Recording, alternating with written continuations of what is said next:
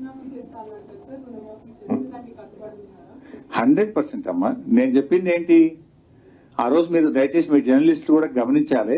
సంగారెడ్డిలో నేను press meet పెట్టినా. I will send you the video byte also. నేను కేటగారికల్ గా చెప్పాను, స్పష్టంగా చెప్పాను.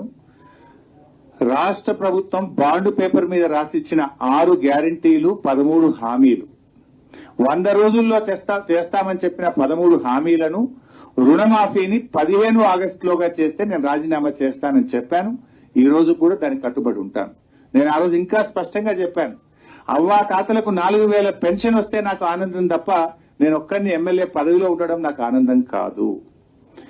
అక్కా చెల్లెళ్లకు మరి 2500 రూపాయలు వస్తే నాకు ఆనందం, వాళ్ళ పెదవుల మీద ఉండే చిరునవ్వులో నాకు సంతోషం ఉంటుంది తప్ప నాకు ఎమ్మెల్యే పదవి అంత ముఖ్యం కాదు.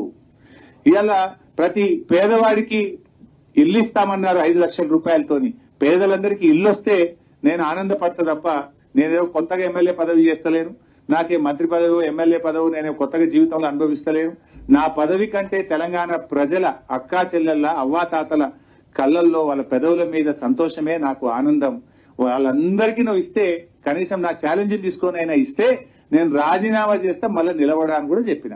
ఇప్పుడు కూడా చెప్తున్నా మీ ద్వారా, రుణమాఫీ 15 ఆగస్టులోగా పూర్తి చేయడంతో పాటు 100 రోజుల్లో అమలు చేస్తామన్న బాండ్ పేపర్ మీద రాసిచ్చిన 13 హామీలు అమలు చేయండి. I'm ready for my resignation.